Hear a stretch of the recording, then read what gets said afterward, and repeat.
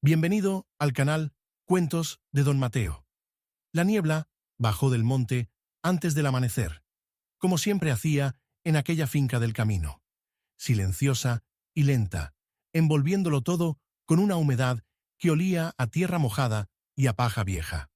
Ángeles tenía la máquina de coser apoyada contra la pared del pajar, y a su hijo Blas dormido sobre el saco de arpillera que habían encontrado en un rincón. Ella no dormía. Llevaba horas sin dormir, escuchando el viento colarse por las tablas mal clavadas del techo, mirando la oscuridad con los ojos muy abiertos, calculando cuánto le quedaba. ¿Cuántos días podía seguir así? ¿Cuántos kilómetros había entre ella y el pueblo que acababa de dejarla atrás sin mirar? La máquina tenía una pata reparada con alambre. Siempre había que apretarla antes de empezar a coser, un giro firme con 2 dedos, como si le dijeras buenos días antes de pedirle que trabajara.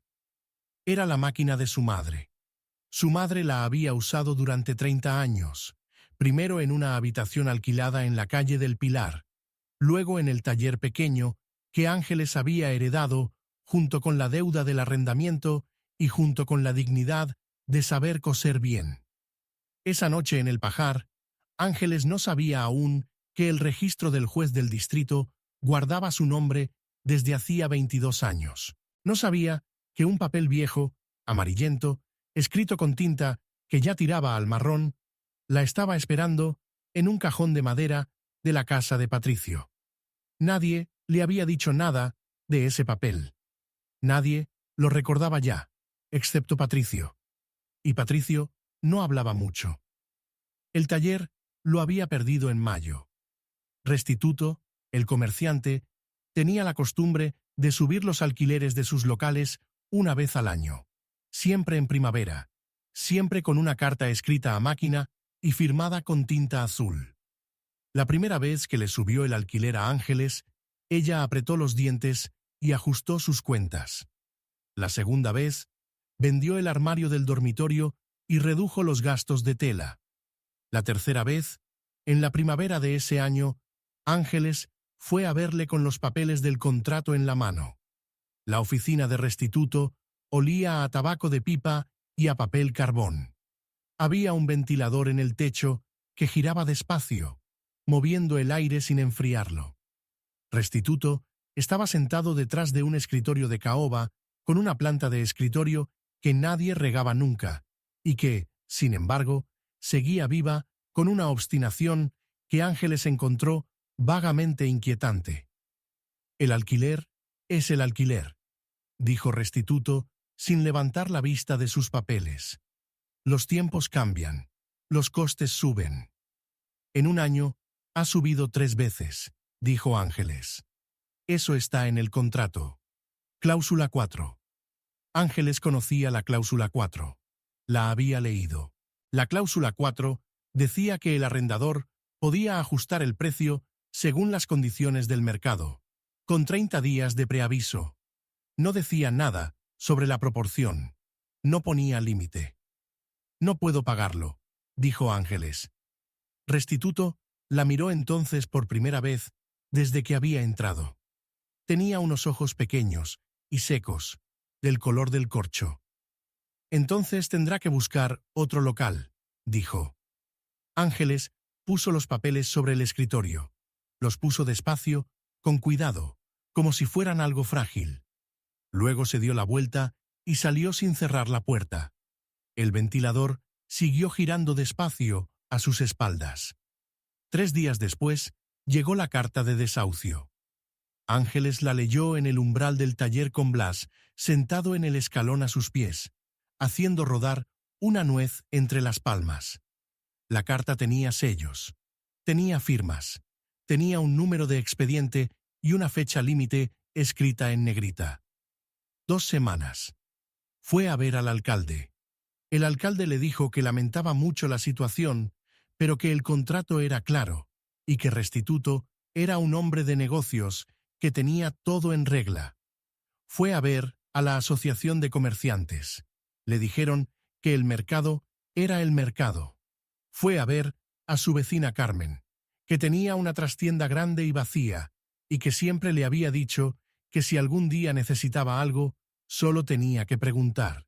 Carmen abrió la puerta, la escuchó, y luego dijo que lo sentía mucho, pero que su marido no quería meterse en líos con Restituto. Restituto tiene muchos locales, dijo Carmen en voz baja, como si el nombre pudiera escucharla desde algún sitio. Ángeles asintió. No dijo nada. Entendía. No era rencor lo que sentía. O quizás sí era rencor. Pero era un rencor limpio, sin veneno. El tipo de rencor que se lleva en el pecho como se lleva una piedra en el zapato. Incómodo, pero no incapacitante. La noche antes de marcharse, Ángeles no durmió tampoco. Sentada en el suelo del taller vacío, con Blas dormido sobre una manta doblada en cuatro, pensó en su madre. Su madre había cosido en ese local durante 7 años antes de que le diagnosticaran el reuma en las manos. Había cosido bodas, bautizos, primeras comuniones, vestidos de luto y vestidos de fiesta. Había cosido un vestido de novia para la hija mayor del alcalde, que nunca le pagó del todo y que tampoco dijo nada ahora. La máquina de coser estaba en el centro del local, cubierta con la funda de tela verde que su madre había cosido expresamente para ella. Era una máquina de pedal, con la cabeza en negro y dorado, con unas letras en relieve que ya no se leían bien. Pesaba bastante. Ángeles la había cargado antes sola y sabía que podía hacerlo, aunque le dolieran los brazos después. Esa noche, antes de que amaneciera, empacó lo que tenía. La máquina de coser, desmontada en 2 piezas, 2 metros de tela de algodón azul, un carrete de hilo negro y uno de blanco. Las tijeras de su madre, con los mangos de madera desgastados por miles de cortes. 4 agujas de recambio envueltas en un trapo. La ropa de Blas, doblada con cuidado en una bolsa de lona. La suya propia. Un pan que le había quedado del día anterior. Una naranja. Y en el fondo de la bolsa, envuelto en un pañuelo, el único objeto del padre de Blas que ella conservaba. Una navaja pequeña con el mango de hueso, que nunca había servido para nada importante excepto para afilar lápices y para pelar manzanas, y que por eso mismo Ángeles no podía separarse de ella. El padre de Blas se llamaba Lorenzo. Había muerto de fiebre 4 años atrás, en el verano, 3 días después de que un médico de la capital dijera que era algo sin importancia y le recetara reposo. Lorenzo era un hombre callado que hacía buenas preguntas y que tenía la costumbre de pelar manzanas en espiral, intentando que la cáscara no se rompiera. No lo consiguió nunca, pero lo intentó hasta el final. Ángeles guardó la navaja, se puso el abrigo. Despertó a Blas con cuidado. ¿A dónde vamos, mamá?, preguntó Blas con voz de sueño. Por el camino, dijo Ángeles. Blas asintió, como si eso fuera suficiente. Tenía 6 años, y confiaba en su madre con la misma naturalidad con que confiaba en que el sol saldría por la mañana. Cuando salieron del taller, la calle estaba vacía. Hacía frío para ser mayo. Ángeles cerró la puerta con llave por última vez y dejó la llave debajo del felpudo, que era donde Restituto había dicho que la dejara. No miró atrás. En la esquina de la calle del Pilar, donde su madre había cosido durante 7 años antes que ella, había una vecina mayor que Ángeles no conocía bien, una mujer pequeña con un pañuelo negro en la cabeza que salía a esa hora a dar de comer a los gatos del barrio.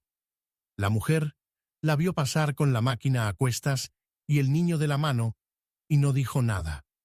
Pero cuando Ángeles pasó por delante de ella, la mujer sacó de su delantal una cosa pequeña y la puso en la bolsa de lona sin decir una palabra. Era una manzana. Ángeles no se detuvo. Apretó la mano de Blas y siguió caminando.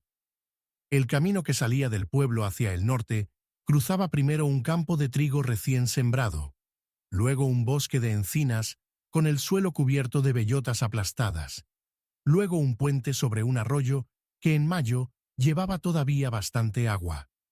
La niebla era densa esa mañana.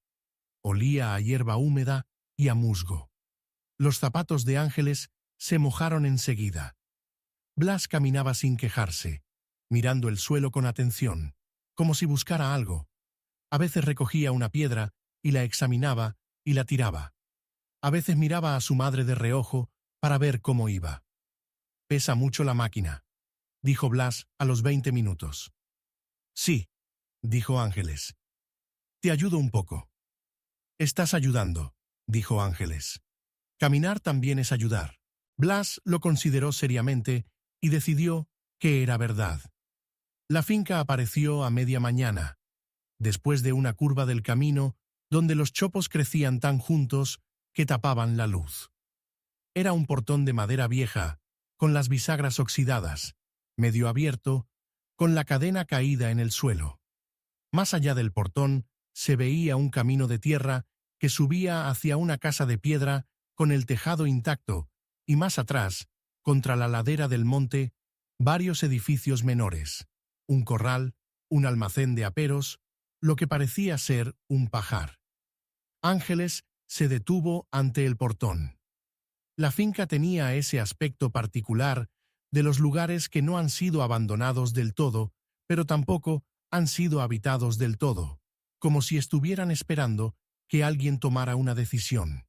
No había perros, no había humo en la chimenea, no había ropa en los tendederos. Entraron. El pajar tenía la puerta sin cerrojo. Dentro hacía más calor que fuera y olía a paja seca y a polvo y a algo que quizás era ratón, pero que Ángeles decidió no identificar demasiado. Había unos fardos apilados contra la pared del fondo que servían de colchón suficiente. Había un gancho en la viga del techo donde colgar la bolsa. Había una rendija en la tabla del techo por donde entraba luz. Era suficiente para una noche. Ángeles apoyó la máquina contra la pared, sacó el pan y la naranja. Blas comió con apetito, mirando los fardos con interés creciente, como si estuviera evaluando posibilidades de escalada. «No te subas», dijo Ángeles antes de que preguntara. «Solo quería ver si había algo arriba». «No hay nada arriba».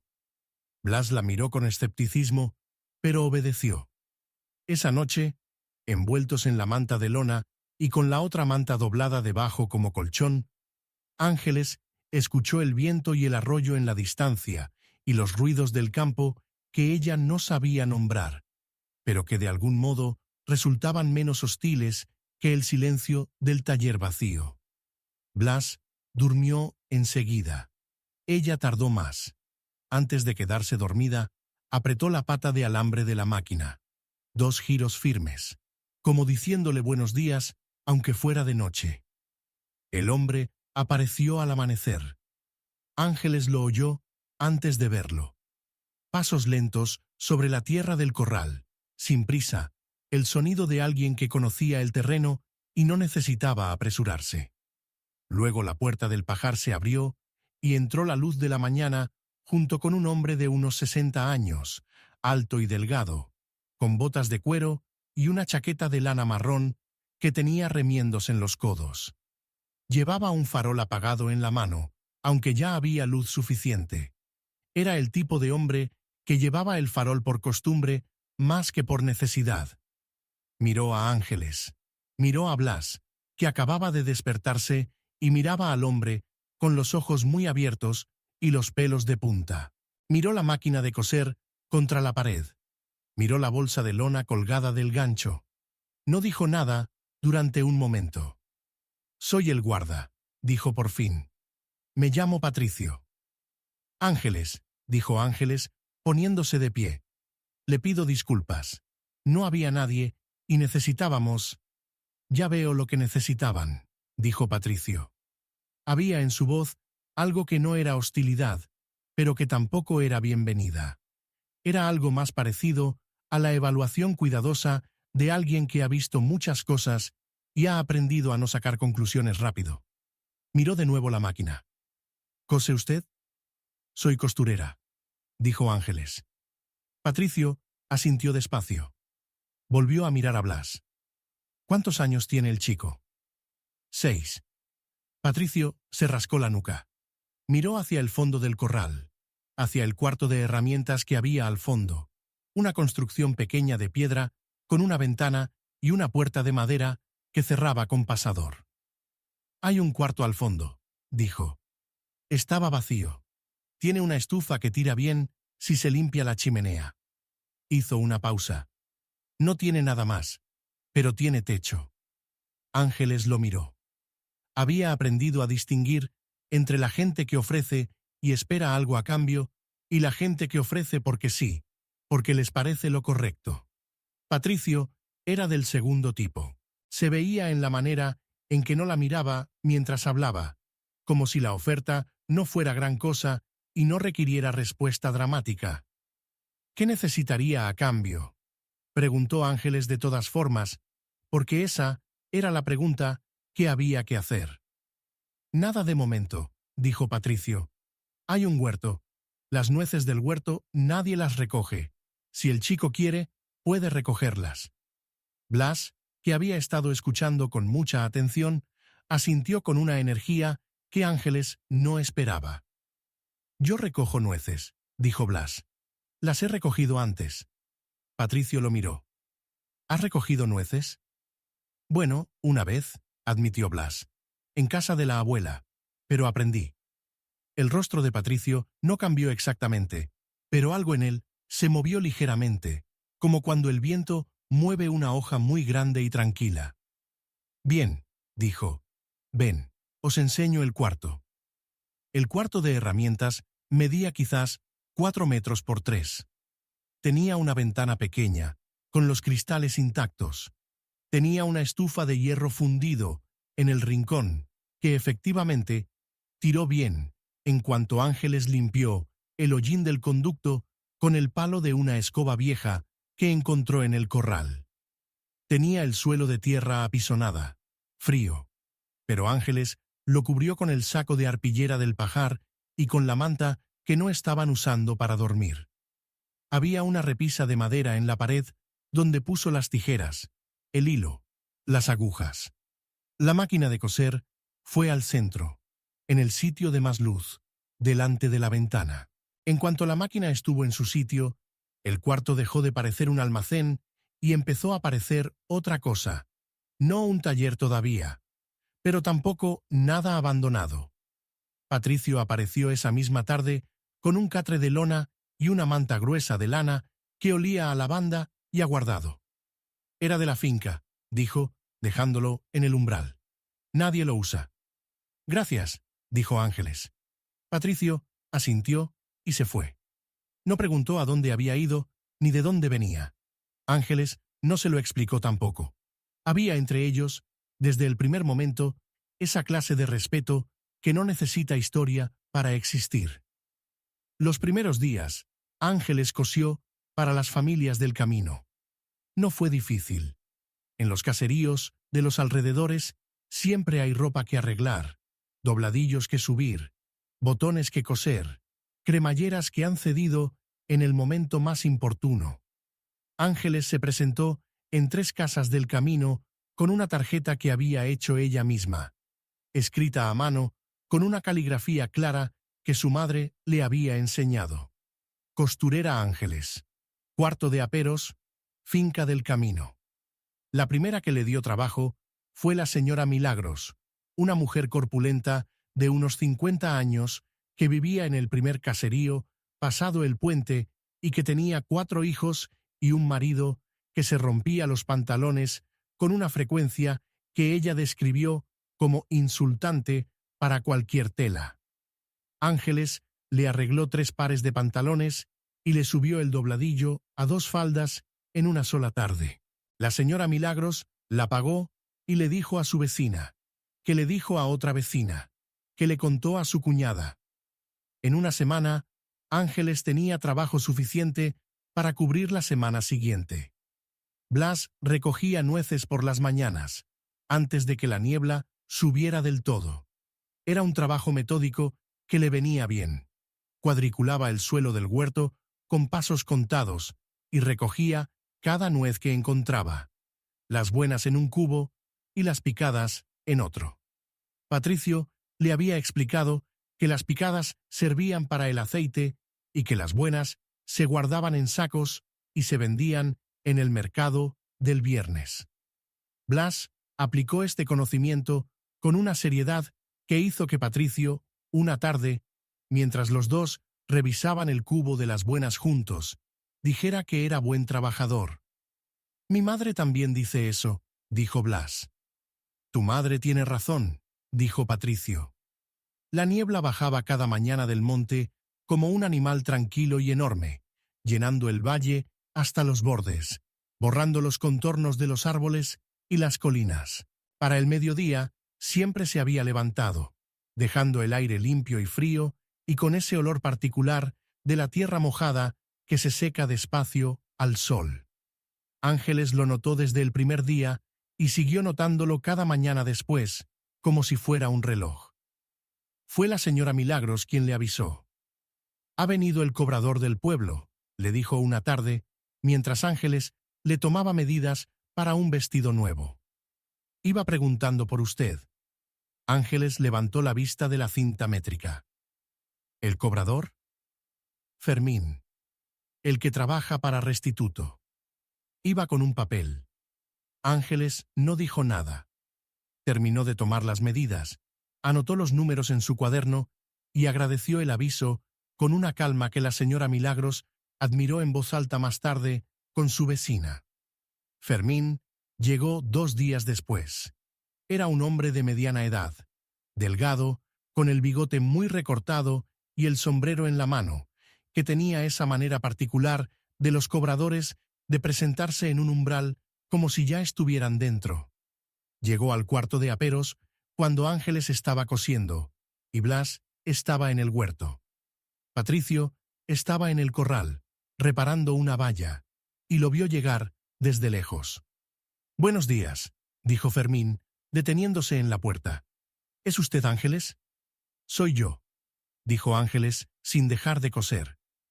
«Vengo de parte del señor Restituto. Hay una deuda pendiente de liquidación». Ángeles levantó la vista. «¿Qué deuda?» Fermín sacó un papel del bolsillo interior de la chaqueta. Lo desplegó con cuidado, como si fuera algo importante. «Deuda de alquiler correspondiente a los meses de marzo, abril y mayo del local número 7 de la calle del Pilar». «Ese local lo dejé el 15 de mayo», dijo Ángeles, «según el contrato. Según nuestros registros, la deuda sigue sin saldarse».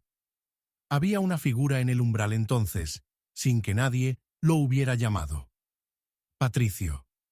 Estaba parado en la puerta con las manos en los bolsillos de la chaqueta de lana marrón, mirando a Fermín con esa calma particular suya que no era hostilidad, pero que tampoco dejaba mucho espacio para la comodidad. «¿Puede ver el documento?», dijo Patricio. Fermín lo miró. «Esto es un asunto entre el señor Restituto y la señora...». «El documento», repitió Patricio. Había algo en su voz que hacía que las cosas se dijeran una sola vez. Fermín le entregó el papel.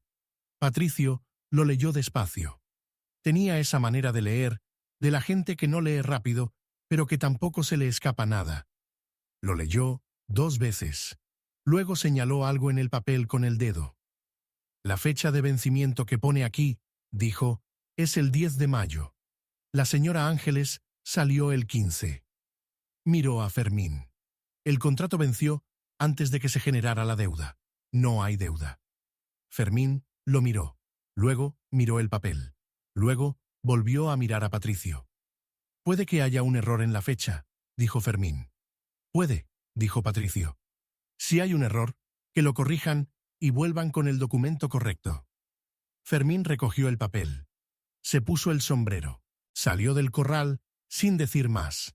Sus pasos se alejaron por el camino de tierra con esa rapidez de alguien que ha encontrado más resistencia de la que esperaba y prefiere retirarse antes de empeorar las cosas.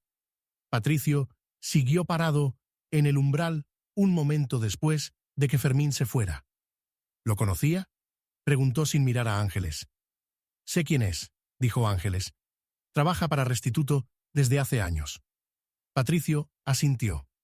Volverán, dijo, con el documento corregido o con otro.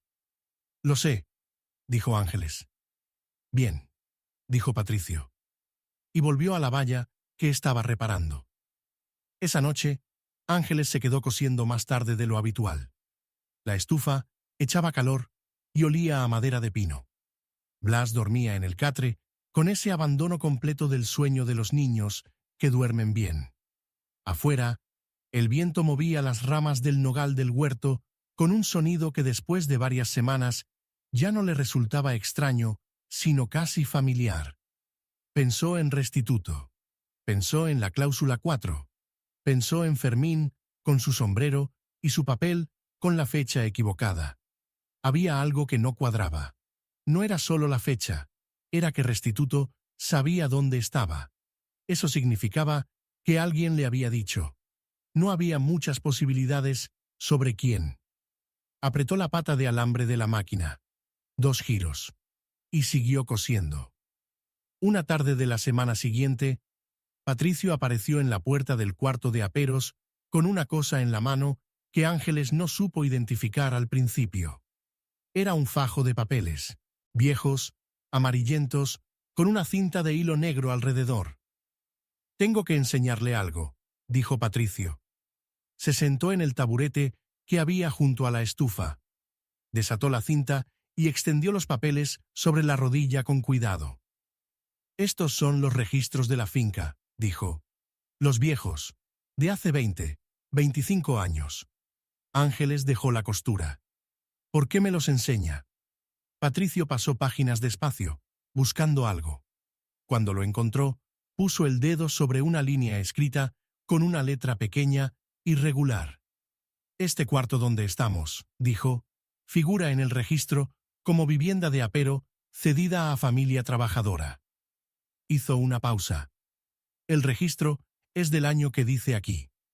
Ángeles se inclinó para leer. La fecha era de 22 años atrás, y debajo de la descripción, en la columna de beneficiaria, había un nombre. Era el nombre de su madre. Ángeles no dijo nada durante un momento. El viento movía el nogal afuera. La estufa crujía. ¿Cómo es posible?, dijo por fin. Su madre trabajó en esta finca, dijo Patricio, antes de que usted naciera, o cuando usted era muy pequeña. No lo sé exactamente, pero estuvo aquí. Y el dueño de entonces, don Aurelio, registró la cesión. Era su costumbre. Lo registraba todo. Mi madre nunca me habló de esto. Quizás no lo recordaba. Quizás no le pareció importante. Las cosas que uno hace cuando es joven y no tiene nada, no siempre parecen importantes después. Ángeles miró el nombre de su madre en el papel viejo. La letra de su madre era diferente a la de ese registro. Su madre no había escrito ese nombre. Alguien lo había escrito por ella. Pero era su nombre. Estaba allí, quieto y paciente, esperando desde hacía 22 años. ¿Sirve para algo?, preguntó Ángeles. Puede que sí, dijo Patricio. El juez del distrito pasa por el camino en noviembre para el censo anual. Suele pararse aquí. Le enseño los registros siempre que viene. Es una costumbre de la finca. Ángeles asintió despacio. ¿Por qué me está diciendo todo esto? Patricio guardó los papeles con la misma lentitud con que los había sacado. Ató la cinta de hilo negro. Porque si Restituto vuelve con un papel, dijo, conviene saber qué papeles tenemos nosotros. El mercado del viernes era en el pueblo grande, a 6 kilómetros por el camino. Patricio llevaba las nueces en el carro y Ángeles fue con él por primera vez a finales de septiembre, con 3 vestidos terminados en la bolsa y un letrero pequeño escrito a mano que Blas había decorado con un dibujo de una aguja y un hilo. El puesto era un cajón de madera debajo de una encina en la esquina del mercado. Ángeles puso los vestidos en el cajón y se sentó en el taburete que había traído. Blas se sentó a su lado con el letrero en el regazo. Las primeras 2 horas no vino nadie. «No se preocupe», dijo Blas. «No me preocupo», dijo Ángeles. Blas la miró de reojo. «Un poco sí», dijo Blas. «Un poco», admitió Ángeles. La tercera hora vino la mujer de un maestro que necesitaba que le arreglaran una blusa. Luego vino una chica joven con un vestido de novia que tenía el encaje descosido. Luego vino la señora Milagros, que no necesitaba nada, pero que vino a ver y a que la vieran verla, que era otra manera de ayudar. Al final del mercado, Ángeles había vendido un vestido y tenía 4 encargos para las 2 semanas siguientes. No era mucho. Era suficiente para la semana siguiente y para empezar a pensar en la semana de después. En el camino de vuelta, con el carro traqueteando sobre la tierra, Blas se quedó dormido, apoyado contra el brazo de Ángeles. Patricio conducía mirando al frente, como siempre. El sol de la tarde caía de lado sobre los campos y hacía largas sombras entre las encinas. «Buen día de mercado», dijo Patricio. «Primer día de mercado», dijo Ángeles. «Los primeros días son los más difíciles». «Ya lo creo». Patricio asintió. No dijo más, pero había algo en ese silencio que no era vacío. Restituto vino en persona en octubre. Lo vio llegar Ángeles desde la ventana del cuarto de aperos. Un hombre de mediana edad, con un traje bueno y un bastón que no necesitaba para caminar, sino para tener algo en las manos. Venía por el camino de tierra con esa manera de caminar de los hombres que están acostumbrados a que la gente se aparte.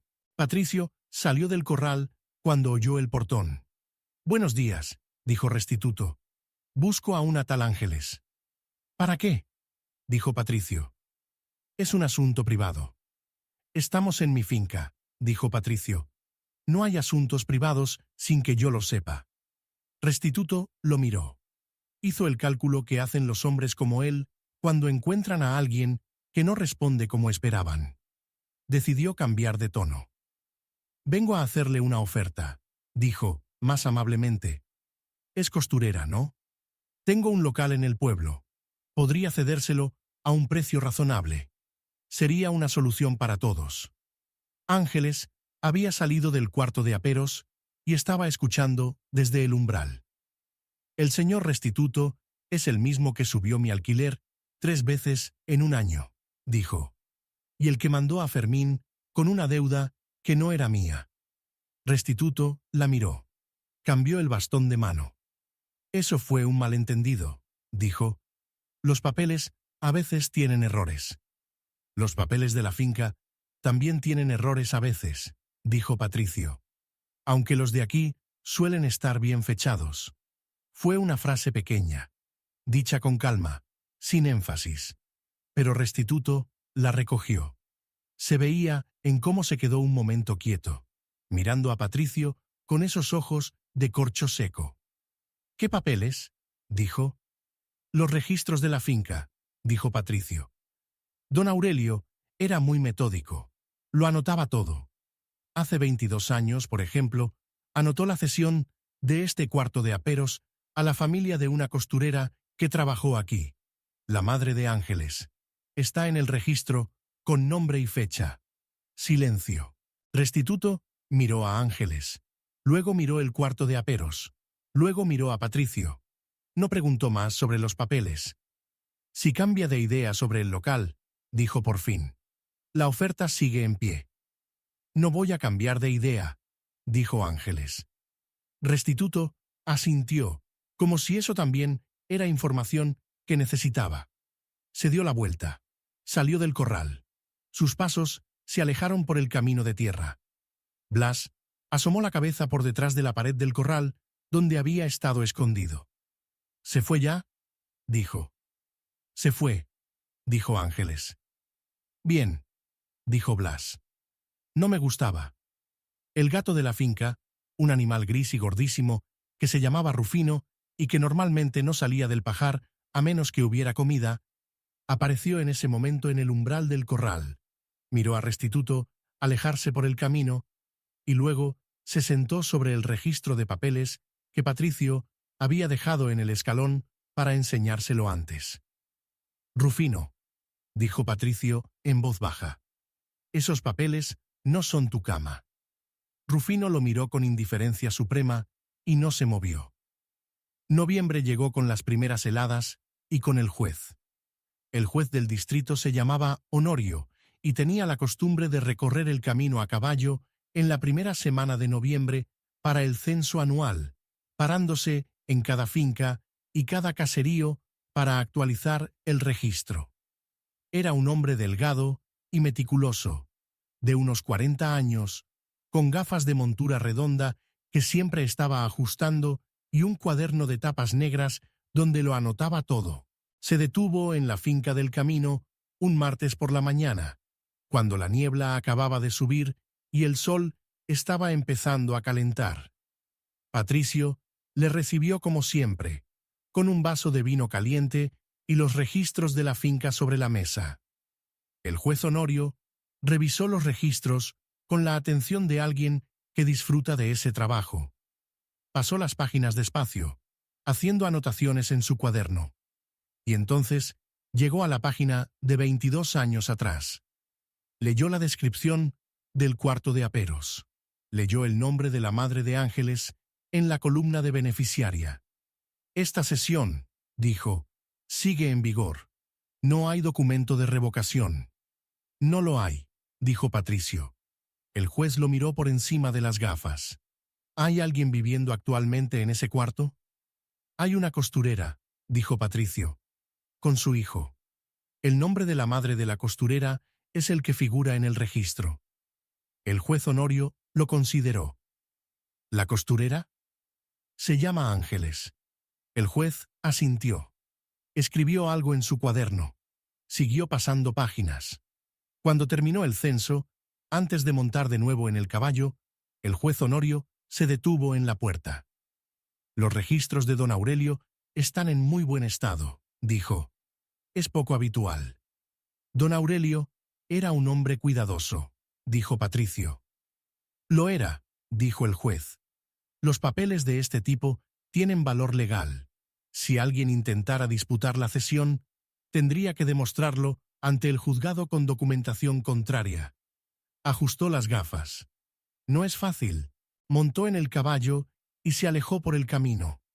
Patricio miró el registro sobre la mesa un momento. Luego lo cerró con cuidado y lo llevó de vuelta al cajón de madera donde lo guardaba. Ángeles lo supo esa tarde. Patricio se lo contó con pocas palabras, sentado en el umbral del cuarto de aperos, mirando el huerto donde Blas estaba recogiendo las últimas nueces de la temporada. El juez anotó que la cesión sigue en vigor, dijo. Ángeles no dijo nada durante un momento. «Eso quiere decir que si alguien quiere que salga de aquí, tendrá que ir al juzgado». Patricio se rascó la nuca. «Y el juzgado tendrá los papeles de don Aurelio, con el nombre de su madre y la fecha». Ángeles miró el huerto. Blas había llenado ya casi todo el cubo de las buenas, y estaba empezando con el de las picadas, cantando algo entre dientes que no se entendía bien, pero que sonaba alegre. Pensó en su madre, en las manos de su madre sobre la tela, en los años de su madre en ese cuarto que Ángeles no había conocido, cosiendo en un sitio que tampoco era suyo, pero que alguien había tenido la decencia de registrar. «Mi madre no me contó que había estado aquí», dijo. «Quizás quería que fuera tuyo y no suyo», dijo Patricio. Era una cosa muy grande para decirla tan tranquilamente. Ángeles lo miró. Patricio seguía mirando el huerto con ese aire de alguien que dice las cosas exactas y luego no añade más. «Gracias», dijo Ángeles. Patricio asintió. El invierno pasó. Pasó con las heladas y con la estufa que crujía de noche y con el olor a pino quemado que impregnaba las mantas. Pasó con los encargos de costura que llegaban cada semana, cada vez más, porque la señora Milagros había hablado con su cuñada, y su cuñada había hablado con alguien en el pueblo grande, y alguien en el pueblo grande había hablado con una modista que necesitaba ayuda con los encargos de invierno. Pasó con Blas, aprendiendo a leer con el libro que el maestro del camino le prestó, leyendo en voz alta por las tardes mientras Ángeles cosía, tropezando con las palabras difíciles y siguiendo adelante con una terquedad que era la misma terquedad de su padre con las cáscaras de las manzanas. Pasó con Patricio, haciendo las cosas que hacía Patricio: reparar vallas, revisar el tejado, aparecer en el momento justo con lo que se necesitaba y desaparecer en cuanto ya no hacía falta. Una noche de enero, cuando la helada había puesto una costra de hielo sobre el barro del corral y el nogal del huerto crujía con el frío, Patricio llamó a la puerta del cuarto de aperos con un cazo de sopa.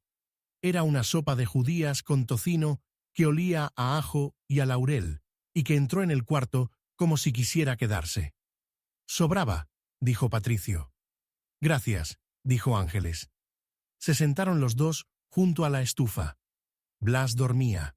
La luz de la lámpara de aceite movía las sombras de manera lenta y tranquila. Afuera, el viento. «¿Por qué se quedó en esta finca?», preguntó Ángeles. «Usted podría estar en el pueblo». Patricio sostuvo el cazo entre las manos. Miró el fuego de la estufa a través de la rejilla. «Don Aurelio me dejó el encargo de cuidar la finca cuando murió», dijo.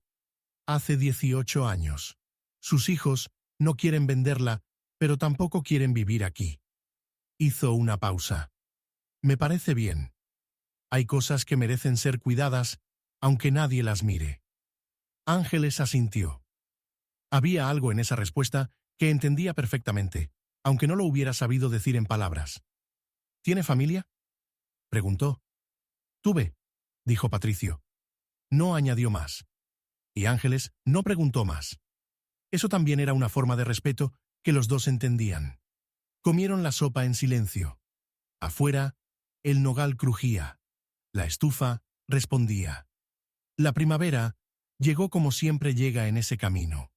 Despacio, con la niebla haciéndose más delgada cada mañana y el suelo del huerto ablandándose primero en los bordes y luego en el centro, y los primeros brotes verdes en las ramas del nogal, que desde lejos parecían humo, y desde cerca parecían promesas. Blas descubrió los brotes una mañana de marzo. «Mamá, el nogal tiene hojas». «Aún no son hojas», dijo Patricio, que estaba detrás de él. «Son yemas. Las hojas tardan todavía». «Pero van a ser hojas». «Sí», dijo Patricio, «van a ser hojas». Blas lo consideró con seriedad. «Como cuando cosemos», dijo. «Primero es el hilo, luego es el vestido». Patricio lo miró. Esa cosa pequeña volvió a moverse en su cara. «Algo así», dijo. En el mercado de abril, Ángeles puso el letrero con el nombre del cuarto por primera vez. No era un letrero grande. Era el mismo cajón de madera de siempre, con el taburete de siempre, con Blas sentado al lado, con el dibujo de la aguja y el hilo que había mejorado bastante desde el primero. Pero debajo del letrero que decía «Costurera Ángeles», ahora había una segunda línea: «Finca del Camino». La modista del pueblo grande que había pedido ayuda en invierno se paró ante el puesto. «¿Es usted la que hizo los encargos de noviembre?», dijo. «Soy yo», dijo Ángeles. La modista examinó el dobladillo de uno de los vestidos expuestos. Lo examinó con la atención de alguien que sabe lo que está mirando. «El trabajo es bueno», dijo. «Muy bueno». Miró a Ángeles. ¿Estaría interesada en un acuerdo más formal? Ángeles la miró. «¿Qué tipo de acuerdo?» «Encargos regulares, los que yo no puedo cubrir, a precio acordado». La modista extendió una mano. «Me llamo Rosario». «Ángeles», dijo Ángeles, y estrechó la mano. Rufino, que había venido al mercado en el carro, sin que nadie lo hubiera invitado y que había pasado la mañana dormido sobre la bolsa de lona de Ángeles, eligió ese momento para despertar, estirarse con elaborada dignidad y bajarse del carro, aterrizando exactamente sobre el pie de Rosario. Rosario lo miró. «¿Es suyo?» «Es de la finca», dijo Ángeles. «Tiene carácter». «Mucho», dijo Ángeles.